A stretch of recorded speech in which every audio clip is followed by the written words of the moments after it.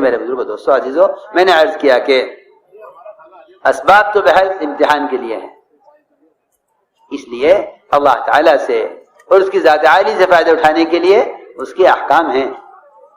رہی تجارت تو تمہیں ایک راز کی بات بتاؤں، اور ایک مالدار ہونے اور اللہ تعالیٰ کے غیر سے مستغنی ہونے کا راستہ بتاؤں۔ تجارت کو کمائی کا ذریعہ مت سمجھو، تجارت کو کمائی کا ذریعہ مت سمجھو، بلکہ تجارت کو مخلوق سے اپنی حاجت کے چھپانے کا ذریعہ سمجھو۔ سمجھو،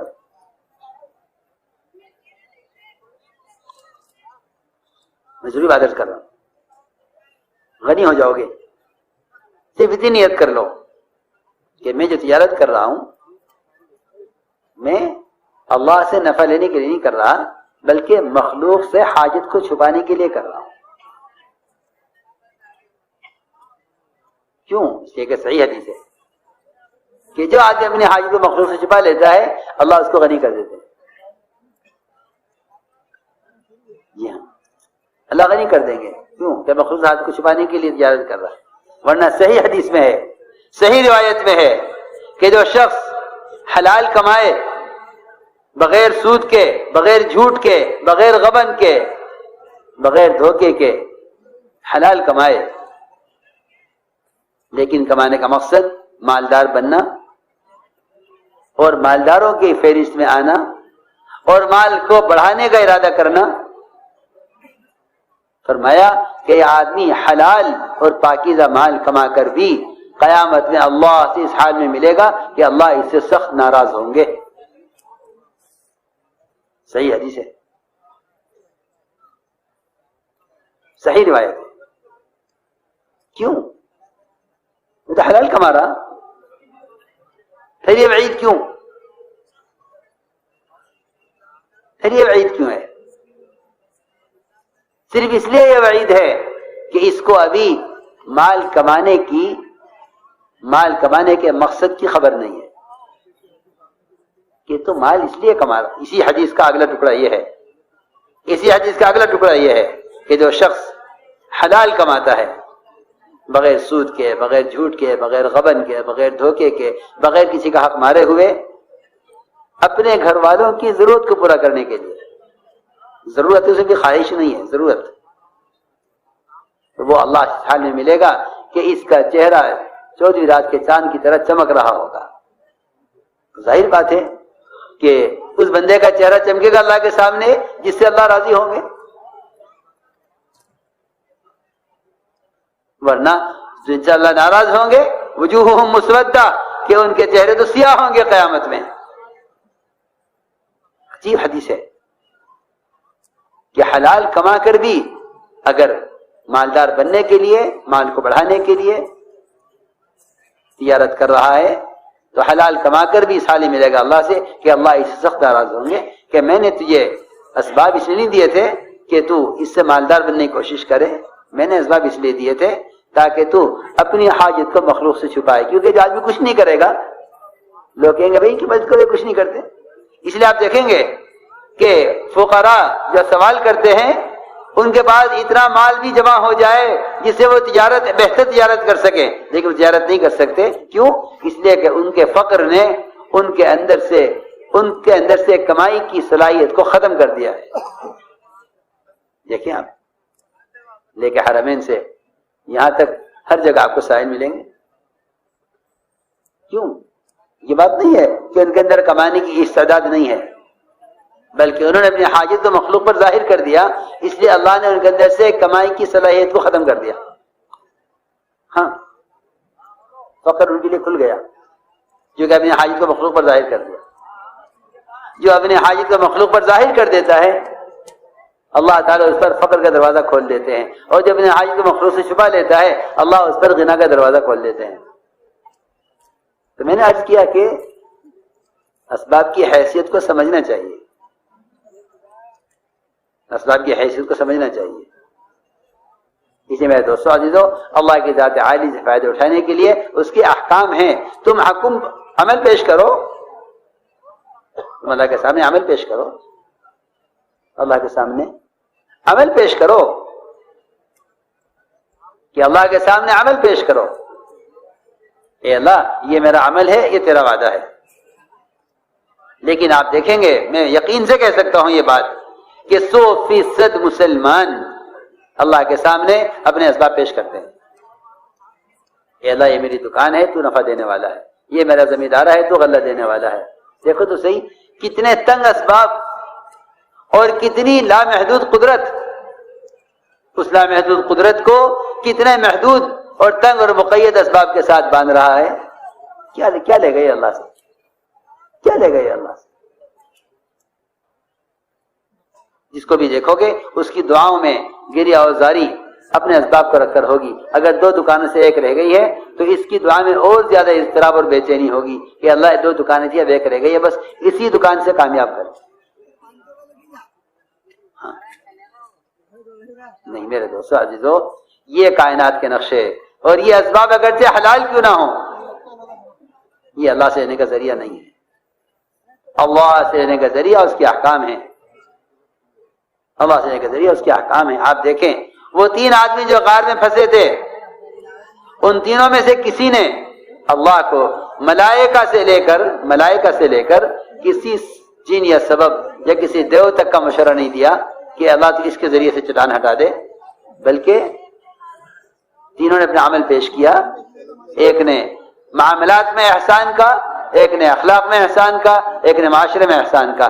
جنہوں نے عمل پیش کیا، اللہ کی شان ان 3 لائن کے عمل پر چٹان سرکی اور راستہ کھلا اور یہ نکلے باہر. مشہور روایت ہے dailymarkers.com. اس میں ذکر و دعا، تلاوت کا، عبادت کا، حج اور روزے کا، نماز کا کوئی عمل نہیں ہے. اس میں صرف 3 لائن کے عمل ہیں، معاملات، اخلاق اور معاشرہ. چٹان ہٹ گئی. اسی لیے فرمایا کہ تم دشمن سے حفاظت کے لیے بھی یہ نہ کہو کہ اللہ فلاں کے ذریعے مدد کر دے، او اللہم اکفنا بما شئت، اے اللہ جس طرح تو چاہے مدد کر، اور جس طرح تو چاہے ہمارے لیے دشمن کی طرف سے کافی ہو جا. جس طرح چاہے، جس طرح چاہے. ہم اللہ تعالیٰ کو کسی سبب کا مشورہ دیں، اللہ اکبر، اسے اپنے اسباب کا پابند بناتے ہیں اور پھر کہتے ہیں کہ اللہ کریں گے. کہ اللہ کا کرنا تو یہ ہے کہ اللہ تعالیٰ کرنے میں کسی شکل کے پابند نہیں ہے. اللہ کرنے میں کسی شکل کے پابند نہیں. اس لیے دوستو عزیزو، بات ساری آ کر یہاں رہی کہ اللہ کی ذات عالی سے فائدہ اٹھانے کے لیے اس کے احکام اصل ہیں، کائنات اصل نہیں. کائنات اصل نہیں. اس لیے فرمایا کہ سب سے پہلے کمائی کے نقشوں میں حکم پورا کرو. کیوں؟ اس جگہ یہ کمائی کے نقشے، یہ کمائی کے نقشے، ان پر تمہاری عبادات، تمہارا معاشرہ، تمہارے اخلاق، یہ 3 چیزیں عبادات، اخلاق اور معاشرہ، ان تینوں کی درستگی تمہارے معاملات پر ہے. ان تینوں کے صحیح ہونے کا مدار معاملات پر ہے. اگر معاملات درست نہیں ہیں تو اخلاق، عبادات، معاشرہ تینوں بگڑیں گے. تینوں بگڑیں گے. کیوں؟ اس لیے کہ جیسا آدمی کمائے گا، جیسی اس کی غذا ہوگی ویسے اس کے خیالات ہوں گے اور ویسے اس کے کام ہوں گے. اس کے بدن سے نکلنے والے گناہوں کا تعلق اس کی غذا سے ہوگا. اس کے بدن سے نکلنے والے اعمال کا تعلق اس کی غذا سے ہوگا. جیسے اس کی غذا ہوگی ویسے اس کے افعال ہوں گے، ویسے اس کے کام ہوں گے. کیوں؟ اس لیے کہ اعمال انسان کے اعضاء سے بنتے ہیں. اگر اعضاء کے اندر خون حرام ہے تو اس کے بدن سے گناہوں کا ظاہر ہونا لازمی ہوگا. اس لیے فرمایا کہ سب سے پہلے کمائی کو حکم پر لاؤ. کمائی کو حکم پر لاؤ. اس لیے کہ حرام کا ایک لقمہ حرام کا ایک لقمہ. میں عرض کر چکا ہوں کہ سود کا 1 روپیہ، سود کا 1 روپیہ صرف 36 مرتبہ زنا کرنے سے زیادہ گندا ہے. سود کا صرف 1 روپیہ. ابو بکر صدیق کا بیان ہے، خطبہ ہے، جس میں بیان سے پہلے یہ فرمایا، پہلا بیان ہے خلافت کے بعد، پہلا بیان ہے خلافت کے بعد جس میں یہ فرمایا کہ سود کا 1 روپیہ، سود کا 1 روپیہ 36 مرتبہ زنا کرنے سے زیادہ گندا ہے. اور پھر آگے فرمایا کہ ایک مسلمان کی آبرو ریزی اور ایک مسلمان کو رسوا کرنے کی کوشش کرنا 36 مرتبہ زنا کرنے سے زیادہ برا ہے. میں سوچتا ہوں، میں نے کہا آج کل جو لوگوں میں ساتھیوں کی کمزوریوں کو بیان کرنے اور غیبتیں کرنے کا معمول چلا ہے، کاش انہیں کوئی بتلا دے کہ تم 36 مرتبہ زنا کرنے سے زیادہ گندا کام کر رہے ہو. اس لیے کہ میں یقین کے ساتھ کہہ سکتا ہوں کہ زنا کرنے والے کی کیا زنا کا گناہ اتنا بڑا نہیں ہے جتنا اس زنا کی خبر کرنے والے کا گناہ بڑا ہے. وہ تو زنا کر کے توبہ سے اپنا اللہ کا معاملہ درست کر لے گا، لیکن خبر کرنے والا اس کے پاس اللہ سے معافی لینے کا کوئی ذریعہ نہیں ہے، کوئی ذریعہ نہیں ہے سوائے اس کے کہ یہ غیبت کرنے والے سے جا کر معافی مانگ کر اپنی غیبت کو معاف کرائے. اس کے علاوہ کوئی راستہ معافی کا نہیں ہے. کوئی معمولی بات نہیں ہے کہ آدمی جو چاہے بول دے. اس لیے فرمایا کہ 1 روپیہ سود کا 36 مرتبہ زنا کرنے کے برابر، اور ایک مسلمان کو رسوا کرنا یا اس کے کسی عیب کو ظاہر کرنا لوگوں پر، یہ 36 مرتبہ زنا کرنے سے زیادہ گندا کام ہے. اس لیے میں عرض کر رہا ہوں کہ کمائی کو حکم پر لاؤ تاکہ خون صاف ہو. آپ جانتے ہیں جن کے گردے کام نہیں کرتے ان کے خون کی ڈائلیسس ہوتی ہے کہ ان کے خون کو مشین سے گزارا جاتا ہے. جب انسان کے بدن کو صحیح رکھنے کے لیے اس کے خون کا اتنا پاک ہونا ضروری ہے، تو پھر انسان کے بدن سے عبادت کے ظاہر ہونے کے لیے اس کے خون کا پاک ہونا اور اس خون کے پاک ہونے کے لیے آمدنی کا پاک ہونا کتنا لازم ضروری ہوگا. فرماتے تھے خیالات موتی ہیں. دیکھو عجیب بات فرماتے تھے کہ جیسا اس کا لقمہ ہوگا، جیسا اس کا لقمہ ہوگا ویسے اس کے خیالات ہوں. جیسے لقمہ ہوگا ویسے خیالات. فرماتے تھے کہ لقمہ سمندر ہے، خیالات اس کے موتی ہیں. جتنا صاف پانی ہوگا اتنے صاف موتی ہوں گے، جتنا اچھی غذا ہوگی اتنے اچھے خیالات بھی ہوں گے. ورنہ آدمی اپنے دماغ سے گناہوں کو سوچتا ہے اور پھر اعضاء سے ان گناہوں کو کرتا ہے. یہ گناہ ایسے نہیں ہو رہے ہیں. لوگ کہتے ہیں ہم گناہ سے بچنا چاہتے ہیں لیکن بچا نہیں جا سکتا. کہ کیوں بچا جائے گا؟ تیری آنکھ حرام کو دیکھے گی کیونکہ تیری آنکھ کی باریک رگوں میں یہی حرام کا خون دوڑ رہا ہے. اس لیے فرمایا کہ سب سے پہلے کمائیوں کو حکم پر لاؤ، کمائی کو حکم پر لاؤ تاکہ معاملات سے معاشرہ، اخلاق، عبادات تینوں لائنیں درست ہو جائیں. ان سب کا مدار معاملات پر ہے. اس لیے فرمایا کہ کمائیوں کو حکم پر لاؤ. میں نے عرض کیا تھا کہ یہ اسباب یہ محض سبب نہیں ہے بلکہ یہ اس امتحان کے لیے ہیں کہ تم ہمیں اسباب میں کتنا یاد رکھتے ہو. اس لیے دوستو عزیزو، اس ساری محنت کا اور نقل و حرکت کا جو اصل مقصد ہے وہ اپنے آپ کو اندر سے بدلنا ہے. بے شک وقت لگے، بے شک خروج ہو، لیکن اس خروج کا اصل مقصد یہ تھا کہ مسلمان افضل ہجرت کرے. کیا افضل ہجرت ہے؟ پوچھا گیا حضرت عمر رضی اللہ عنہ سے. فرمایا بتاؤ افضل ہجرت کیا ہے؟ لوگوں نے کہا کہ آپ بتائیے. حضرت عمر نے فرمایا سب سے افضل ہجرت یہ ہے کہ مسلمان ہر اس چیز سے رخ پھیر لے جس سے اللہ نے روکا ہے. مسلمان منکر سے رخ پھیر لے. سب سے افضل ہجرت یہ ہے کہ مسلمان منکر سے رخ پھیرے. میرے دوستو عزیزو، سارا ماحول منکرات کا جب ختم ہوگا، جب محنت لوگوں کو منکر کے ماحول سے نکال کر معروفات کے ماحول میں لانے کی ہو، اور یہی اس دعوت تبلیغ کا اصل مقصد ہے کہ لوگوں کو حرکت میں لایا جائے، ان کو ان کے ماحول سے نکالا جائے. نقل حرکت کا مقصد ہی یہی تھا. کیوں؟ کیونکہ آپ نے دیکھا ہوگا، میں عرض کر چکا درمیان بیان میں، کہ وہ 99 کا قتل کرنے والا جس کو راہب نے کہا تیری توبہ قبول نہیں ہوگی، اس کو ایک عالم نے راستہ دکھلایا کہ تمہاری توبہ کی پختگی اور تمہاری توبہ کی تکمیل اس میں ہے کہ تم اپنی بستی چھوڑ کر نکل جاؤ. میرے دوستو بزرگو عزیزو، حضور اکرم صلی اللہ علیہ وسلم نے اس امت کو نقل حرکت پر ڈالا تھا، اور خروج اور نفر یہ اس امت کا امتیاز تھا، اس امت کی شان تھی. یہ اسلام کے تعارف کا نقل حرکت سے بڑھ کر کوئی ذریعہ نہیں تھا.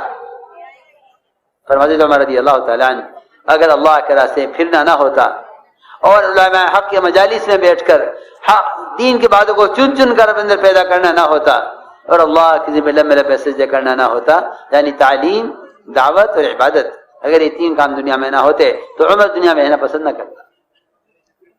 ہمیں کام دیا گیا، اس امت کا امتیاز تھا اللہ کے راستے کی نقل حرکت سے. اسلام کی بقا تھی، صرف میں صرف کا لفظ استعمال کر رہا ہوں، اسلام کی بقا صرف اس پر تھی کہ مسلمان دین کو لے کر حرکت میں رہے. ورنہ میں قسم کھا کر کہہ سکتا ہوں اور قسم کھا کر کہتا ہوں کہ اللہ کے راستے کی نقل حرکت کے سوا اور دعوت الی اللہ کے سوا کوئی ذریعہ امت کو ارتداد سے بچانے اور اللہ کے فرائض پر لانے کا نہیں ہے. جتنے بھی دین کے شعبوں میں افراد تیار کیے جا رہے ہیں وہ کیے اسی لیے جا رہے تھے. مدینہ منورہ یہ اسلام کا مدرسہ اس لیے نہیں تھا کہ یہاں سے فارغ ہو کر بیٹھ جائیں، بلکہ اسلام کا مدرسہ اس لیے تھا کہ اس مدرسے سے نکل کر تمہارا کوئی کام نہیں ہوگا سوائے اس کے کہ تم ملکوں میں علاقوں میں اس علم کو لے کر پھرو. میرے دوستو عزیزو، اگر یہ قسم کھا کر کہا جائے کہ ارتداد سے امت کو روکنے کا کوئی حل اور کوئی علاج نہیں ہے سوائے نقل و حرکت کے، تو اس بات کو سمجھنے کے لیے ہمیں سب سے پہلے غور کرنا پڑے گا کہ ابوبکر صدیق رضی اللہ تعالیٰ عنہ نے زکوٰۃ روکنے والوں سے مقابلے کے لیے مدینے کو خالی کرنا طے کر لیا. حضرت عمر رضی اللہ تعالیٰ نے عرض کیا کہ آپ ان سے کلمے کو قبول کر لیں، نماز کو قبول کر لیں، زکوٰۃ کو چھوڑ دیں. کیونکہ حضرت عمر نے یاد دلایا حضرت ابوبکر صدیق رضی اللہ تعالیٰ عنہ کو کہ مومنین، آپ کو تو معلوم ہے کہ حضور اکرم صلی اللہ علیہ وسلم نے فرما دیا کہ جس نے کلمہ لا الہ الا اللہ پڑھ لیا ہے اس پر تلوار حرام ہو گئی، اور آپ مقابلہ کر رہے کلمہ اور نماز، کلمہ پڑھنے والوں سے، نماز پڑھنے والوں سے. حضرت عمر کا جواب یہ نہیں، حضرت ابوبکر کا جواب یہ نہیں تھا کہ ہاں عمر مجھے نہیں یاد رہا تھا. حضرت ابوبکر کا جواب یہ تھا کہ عمر تو بڑا بہادر بنتا تھا زمانے جاہلیت میں اور بزدل ہو گیا جہاں بہادری کا وقت آیا ہے. یہ عمر تو زکوٰۃ کی بات کر رہا ہے، اگر انہوں نے رسی بھی روکی جو زکوٰۃ میں دی جاتی تھی تو میں رسی کے لیے بھی مدینے کو خالی کروں گا. ان کا نقصان ہو ابوبکر زندہ رہے، یہ نہیں ہو سکتا. ادھر کفر کھڑا ہو گیا، ادھر نفاق کھڑا ہو گیا. وہ یہ کہتے تھے کہ ہم زکوٰۃ دیا کرتے تھے حضور اکرم صلی اللہ علیہ وسلم کو، اب وہ دنیا سے چلے گئے ہیں، زکوٰۃ کس کو دیں ہم؟ کیونکہ امیر اور ذمہ دار کے ساتھ اگر ان فرائض کی ادائیگی کا، چاہے وہ دین کی محنت ہو یا وہ زکوٰۃ کا ادا کرنا ہو، اگر اس سے ان کا تعلق ختم ہو گیا ہے تو یہ ارتداد کے راستے پر پڑ گئے. فرمایا کہ نہیں، یہ نہیں ہوگا، میں زکوٰۃ کی رسی کے لیے بھی قتال کروں گا. اونٹوں کو زکوٰۃ میں ادا کریں، رسی نہ دیں، میں رسی کے لیے قتال کروں گا. عمر رضی اللہ عنہ نے عرض کیا مومنین، آپ تنہا کیوں اس جماعت کی روانگی میں مصر ہیں؟ آپ مشورہ کریں سب سے. عجیب بات ہے، مشورہ کریں. مشورے سے کام کریں. جب ہماری رائے نہیں ہے اور شورا والوں کی بھی رائے نہیں ہے، شورا والوں کی بھی رائے نہیں ہے، ہماری بھی رائے نہیں ہے کہ اس وقت مدینے کی حفاظت کا اور اس وقت مدینہ منورہ کی میں رہنے والوں کی حفاظت کا مسئلہ ہے. حضرت بکر نے فرمایا نہیں، مدینے میں رہنے والوں کی حفاظت کوئی مسئلہ نہیں ہے، اس وقت دین کی حفاظت کا مسئلہ ہے. میں زکوٰۃ ادا کرنے والوں کے لیے مدینے کو خالی کروں گا. اگر مدینہ منورہ خالی ہو جائے مردوں سے، یہاں کی عورتوں کو آ کر کفار قتل کر دیں، ان کی لاشوں کو کوئی دفن کرنے والا نہ ہو، ان کی لاشیں کتے گلیوں میں کھینچے پھریں اور کوئی دفن کرنے والا مرد نہ ہو مدینے میں اس نقصان کو برداشت کر لوں گا، لیکن زکوٰۃ کے ادا کرنے سے انکار کریں، یہ نقصان برداشت نہیں کروں گا. میں حضرت عمر کی بات عرض کر رہا تھا کہ حضرت عمر نے عرض کیا حضرت ابو بکر رضی اللہ عنہ سے کہ آپ مشورہ کریں. حضرت ابو بکر نے فرمایا کہ عمر، منصوصات میں مشورہ نہیں ہے، جس میں اللہ کے رسول کا حکم ہے نکلنے کا، اسے مشورہ نہیں ہے. ہم کتنے مشورے کرتے ہیں کہ بھئی نکلنا، مشورہ کر لوں، ادھر امت مرتد ہو رہی ہوگی تو کیا مشورہ کر لوں نکلنے کا.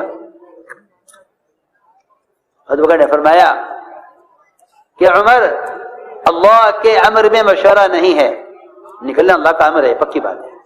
انفروا خفافا وثقالا، نکلو اللہ کے راستے میں، تم جس حال میں بھی ہو نکلو. اس لیے صحابہ کرام نے نقل و حرکت میں کسی عذر کو چھوڑا نہیں جس عذر کے ساتھ نہ نکلے ہوں، اس لیے کہ اعذار کے ساتھ نکلنا یہی اصل مجاہدہ ہے. اگر کوئی عذر نہیں ہے، فرماتے تھے کوئی عذر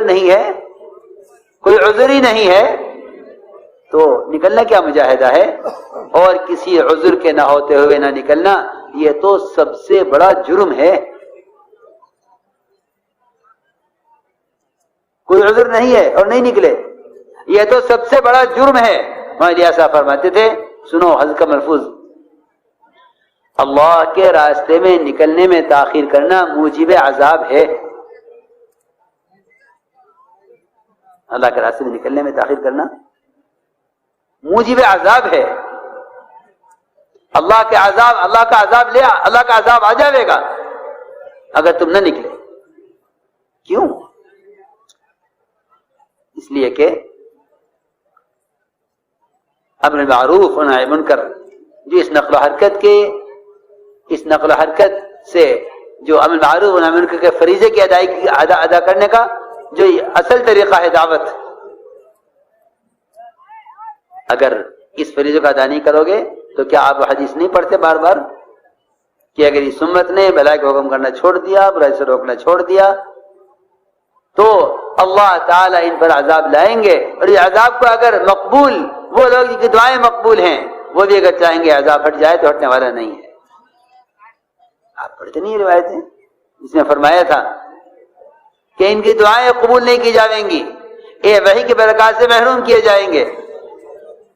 اور اگر انہوں نے اس کشتی میں سوراخ کرنے والوں کو نہ روکا تو اس کشتی کے وہ عابد اور زاہد جو کبھی اللہ کی یاد سے غافل نہیں ہوئے، ان کے باوجود، ان کے ہوتے ہوئے یہ کشتی ڈوبے گی اور یہ اس غرق ہونے سے بچ نہیں سکیں گے. کیوں؟ اس لیے کہ انہوں نے منکر کرنے والوں کو خود جا کر نہیں پکڑا اور ان کے ہاتھ نہیں پکڑے. میرے دوستو عزیزوں، یہاں جو کشتی کا سوراخ بتایا گیا ہے یہ وہ منکرات کے ماحول ہیں جس منکر کے ماحول سے عذاب آ رہا ہے. اس عذاب کو روکنے کا ایک ہی راستہ تھا کہ تم نقل و حرکت کے ذریعے امت کو معروفات کی طرف لے آؤ تاکہ یہ عذاب اللہ کی طرف سے عذاب ہٹا دیا جائے. تمہاری اسباب ملفوظات کو توجہ سے پڑھنا اور سننا میں آپ سب سے عرض کروں گا کہ اس کے ملفوظات پڑھا کرو تاکہ کام کی اہمیت اور اس کام کی عظیمت اور اس کام کے کرنے میں اللہ کے امر کی حقیقت ہمیں معلوم رہے کہ کیا اللہ کا امر ہے نکلنا. تبلیغ میں پھرنا صرف دین سیکھنے کا مدرسہ نہیں ہے. یہ تو غلط خیال ہے لوگوں کا کہ یہ مدرسہ ہے دین سیکھنے کے لیے، ایسا نہیں ہے. بلکہ دین کو قائم رکھنے کی نقل حرکت اور محنت ہے، جس میں بے شک نئے نکلنے والوں کے لیے تبلیغ کا ابتدائی درجہ ہے یہ کہ یہ اس میں نکل کر جانے والوں کے ساتھ رہ کر نماز بھی سیکھیں، فرائض بھی سیکھیں، مسائل بھی سیکھیں، ٹھیک ہے، لیکن یہ خروج کا منتہا نہیں ہے، یہ خروج کا اصل مقصد نہیں ہے۔ آپ سوچئے نا، سارا علم مدینے میں، سارے علماء مدینے میں، سید المحدثین مدینے میں، سید العلماء معاذ بن جبل مدینے میں، سید القضاة علی ابی طالب مدینے میں، سید المحدثین ابو ہریرہ مدینے میں، لیکن ان سب کو باہر نکالا جا رہا ہے کس لیے؟ کہ جاؤ اور جا کر اس محنت کے ذریعے ماحول کو بدلو۔ میں نے عرض کیا کہ عمر رضی اللہ تعالیٰ عنہ روکنا چاہتے تھے، ابو بکر نکالنا چاہتے تھے جماعت کو، لیکن پھر فرمایا عمر رضی اللہ تعالیٰ عنہ نے کہ اگر اس دن ابو بکر صدیق رضی اللہ عنہ اس جماعت کے روانہ کرنے پر نہ اڑتے تو فرمایا عمر رضی اللہ تعالیٰ عنہ کہ امت مرتد ہو چکی تھی۔ میں اس پر ایک بات عرض کرنا چاہتا ہوں، وہاں تو کلمہ نماز کی پابندی کرنے والے، آپ پر ایمان لانے والے صحابہ آپ پر ایمان لا چکے ہیں، آپ پر ایمان لا چکے ہیں۔ اگر وہ زکوٰۃ کے بارے میں شک میں پڑ گئے، تردد میں، تو وہ اس زکوٰۃ کے لیے مدینے کو خالی کر رہے ہیں۔ اس زمانے میں مسلمان لا تعداد بے شمار کلمے کا الفاظ سے واقف نہیں ہے، نماز کی فرضیت سے واقف نہیں ہے، تو اب اندازہ کیا جائے کہ جب اس زمانے میں کلمہ نماز کے ہوتے ہوئے صرف زکوٰۃ کے لیے مدینے کو خالی کرنا چاہتے تھے ابوبکر رضی اللہ عنہ، تو اس زمانے میں جب کلمہ اور نماز بھی نہیں ہے تو پھر نکلنے کا حکم اس زمانے کے حکم سے زیادہ اہم ہوگا یا نہیں ہوگا؟ بتاؤ۔ یہ تو سب اپنے اپنے خیالات ہیں کہ وہ تو قتال کے لیے نکلنا ہوتا تھا، نہیں، ایسا نہیں ہے۔ خروج اور نفر اقامت دین کے لیے ہے، اعلاء کلمت اللہ کے لیے ہے۔ خروج اور نقل حرکت اصل دعوت ہے، اور یہ دعوت منکر سے کے ماحول سے نکال کر معروفات کے ماحول میں لانے کی ایک محنت ہے، یہ کوئی دین سیکھنے کی تنظیم نہیں ہے۔ یہ خیال غلط خیال ہے۔ اگر یہی خیال ہے لوگوں کا تو پھر امت ابتدا سے بچ نہیں سکتی، کیونکہ لوگ ذاتی طور پر انفرادی طور پر دین سیکھ لیں گے، اور اپنی ذاتی طور پر انفرادی طور پر دین سیکھ کر انفرادی زندگی دین پر گزارنے کو آخرت کی نجات کے لیے کافی سمجھ لیں گے، حالانکہ قرآن نے کھول کر کہہ دیا کہ آخرت کی نجات کے لیے ایمان اعمال صالحہ کافی نہیں ہے۔ قرآن نے کھول کر کہہ دیا کہ آخرت کی نجات کے لیے ایمان اعمال صالحہ کافی نہیں ہے۔ ایمان اور اعمال صالحہ کے ساتھ تواصی بالحق و تواصی بالصبر، یہ بھی نجات کے لیے شرط کا درجہ رکھتے ہیں، یہ بھی نجات کے لیے شرط کا درجہ رکھتے ہیں۔ اس لیے میں نے عرض کیا کہ خروج اور نقل حرکت اس امت کو متحرک بنایا گیا تھا۔ اس زمانے میں تو مسلمان سمجھتا ہے کہ نکلنا کیا ضروری ہے، دین سیکھنا ہے، دین سیکھنے کے بہت اسباب ہیں۔ اس زمانے کا مسلمان اللہ کے راستے میں نکلنے میں تاخیر کرنے کو جرم نہیں سمجھتا، جبکہ حضور اکرم صلی اللہ علیہ وسلم نے نکلنے میں تاخیر کرنے والوں سے ناراض ہو کر، اللہ کے راستے میں نکلنے میں تاخیر کرنے والوں سے ناراض ہو کر قیامت تک آنے والی امت کو بتلا دیا کہ یہ اس راستے میں نکلنے میں دیر کرنا اللہ کے رسول کی ناراضگی کا سبب ہے۔ کیوں نہیں سمجھتے؟ کیوں نہیں غور کرتے؟ ابھی تک لوگوں کا خیال یہ ہے کہ یہ کوئی مستحب کام ہے، جسے آدمی کر لے تو کر لے، نہ کرے تو کوئی بات نہیں ہے۔ یہ بات وہ کرے گا جس کے دل میں امت کی ہدایت کا غم نہ ہو، یا یہ بات وہ کرے گا کہ جس امت کے ارتداد سے اس کی راتیں بے چین نہ ہوں، یہ باتیں وہ کرے گا۔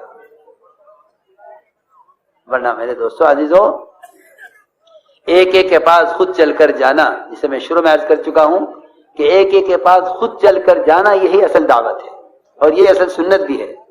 محمد فرماتے تھے کہ آلات اور ذرائع سے دین کی اشاعت کا کر لینا، اور اس زمانے کے ان خبیث آلات کے ذریعے اور باطل آلات کے ذریعے دین کی اشاعت کرنا، فرماتے تھے کہ اس سے باطل ترقی کرے گا، دین ترقی نہیں کرے گا، کیونکہ جب حق کو چلانے کے لیے باطل کا سہارا لیا جائے گا تو اس سے باطل چلے گا، حق نہیں چلے گا۔